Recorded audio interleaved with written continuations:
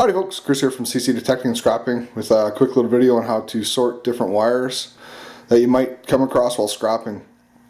I come across a lot of the smaller stuff when I scrap because I do appliances and electronics, so I don't get a lot of the big wires that you get through like house construction and things like that, but I can show you how I classify the ones that I do get, and we can go from there.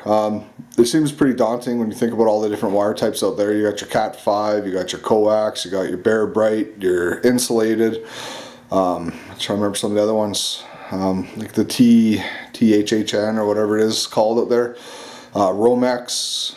There's quite a few types, and it does sound pretty daunting, but I found a system that works pretty good for me and how I sort things out. So let me get a few examples here for you, and we'll get back to you. Alright, so hopefully I don't have too much of a glare sitting there.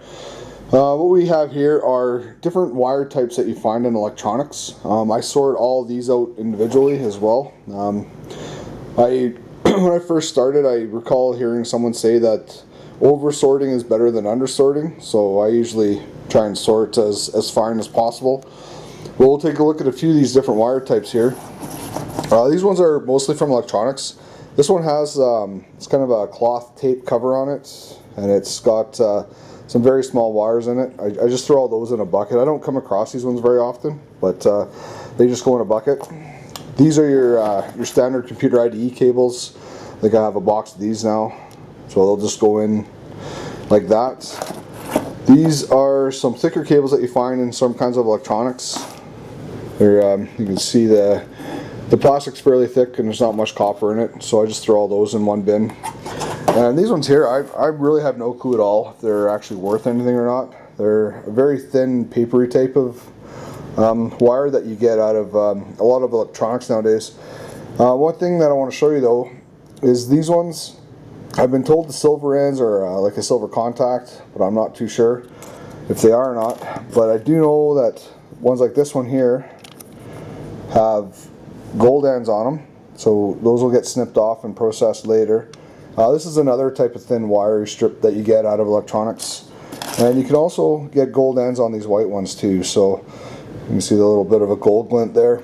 So when you're taking these ones apart, just take a quick look at the ends to see if they're gold or not, and then you can just snip those off and put them in a bin to be processed later. It's kind of like a flashing type of gold as opposed to a plating. So, hey, let me clean these ones up and we'll get on to the next set. These ones here are the more the communication type wires. We have your phone cords, just a tiny end there, a couple tiny little wires in there with a lot of plastic. Here's another type of phone cord. This one went from the handset to the unit.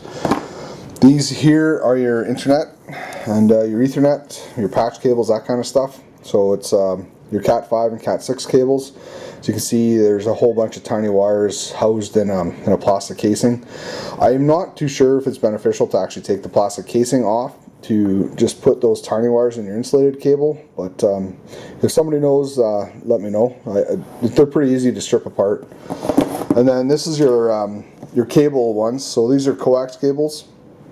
This is one, this small one here was found inside a TV, an older style TV, and then this here is the one that's used to go from your cable box to your house. So again, those all get sorted out into different bins because they're different values. One thing I was going to mention is when they're talking about your percentages of copper, like they're kind of talking about this, whether it's how it gets divided out. As you can see, this phone cord has a very low percentage of copper as opposed to the plastic housing. Same with the coax and communication cables. However, you get into the bigger wires, you'll see that there's a better percentage of copper to wire. I'll show you that later. Alright, so here's a couple different wire types that you get before stripping. This is a Romex cable.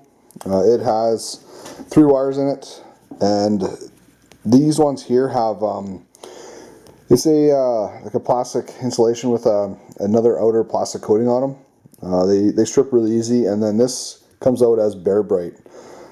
Bare bright classification is, from what I understand, where it's a thick copper strand that is the size of a pencil lead or bigger. So that's what we have here.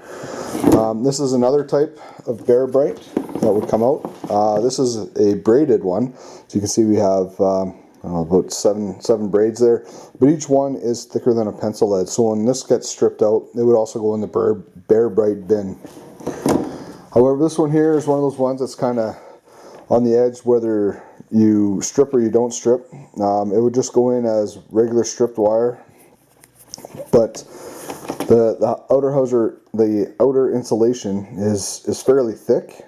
So it's one of those ones where you may lose more if you strip it or not, but for me, I just strip it, and I'm not really too worried about it. I get it for free, so I'm not too concerned, and it's just something I do in my spare time. So that's what some of these wires that I get look like before I strip them. I'll get these cleaned up, and I'll show you a few other wires that I don't strip, like insulated cables and that. So just give me a second here and I'll get that set up. Okay, so here's a few types of wires that I don't strip. This one here, I don't strip it because it's just too small to fit through my wire stripper that I use, and it's really more frustrating than anything to get that tiny bit of copper out. So I usually just throw those right into an insulated bin, and my insulated bin is like this here. So that's pretty much any wire that I think is too small or doesn't have the right value to strip it out. So these two wires here, though, these are an insulated wire, and you get these out of a lot of computer components. I think this one's off a mouse or a keyboard, and it's got a couple wires in it, and then it has it's like a foil shielding around it. And then this one here is off a monitor I just stripped the other day. It's got a wire mesh, could be tinned copper or something, or an aluminum shielding, I'm not too sure. All I know is that I don't strip these out. Once I know that they're shielded wires, I just throw those in a bin to just sell to the yard as it is. So another type of wire here that I forgot to show you before is I found this stuff metal detecting. It's kind of an aluminum coated insulated packed wire. I'm not exactly too sure how to classify it, so I just left those off to the side. I don't have enough to really worry about anything like that, so I'll just keep them until I can find more of that type and then bring it all in at once. Alright, so what we have here are 5 different types of stripped categories that I have. This is an aluminum wire. I get these out of the degaussing cables out of TVs and a couple other devices. This is your bare bright. It's more than a pencil lead thick, and it's a solid copper strand. So that would go on a bare bright bin. This is a tin coated or nickel coated copper. I'm not really too sure. It's just it's a copper wire that's been coated. So I sort that into a separate bin. I get a lot of this stuff out of the TVs and monitors as well. These are different types of I don't know if it's considered a number 2 stripped copper or how they classify it, but it does have like a shellac on it. I get these out of different electrical components as well as some wires. This came out of some type of, it's like a transformer and a washer where the water passes through. I couldn't tell you what it's called for, but it came off of that. These came off of like a CRT little connector, and so did this. And then this here is what I call number 1 insulated. I'm not too sure if, or sorry, number 1 stripped.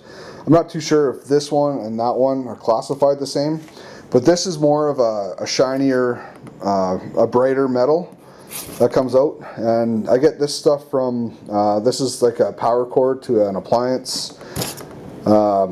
This is off of look at a little electrical component. There's the gaussing cable as well. I don't have any examples of that here, but you can get the gaussing cable, which is this kind of shiny copper color. And then this is a wire type that comes in. It's like a twisted wire. It's too thin to be considered bare bright, but it's a pretty good flex.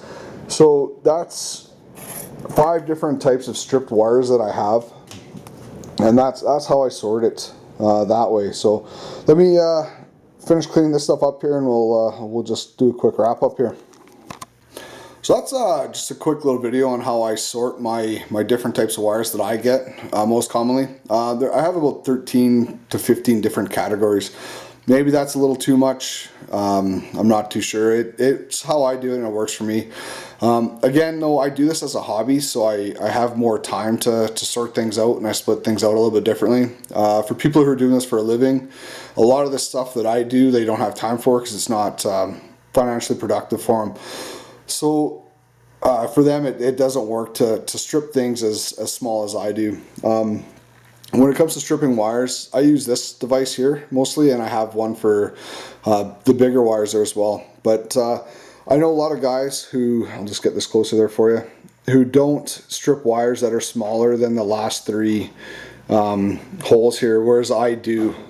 Just because I do it as a hobby, it's not really too big of a deal for me to go ahead and do that. So anyway, again, that's just a quick video on how I strip wires and how I sort my wires.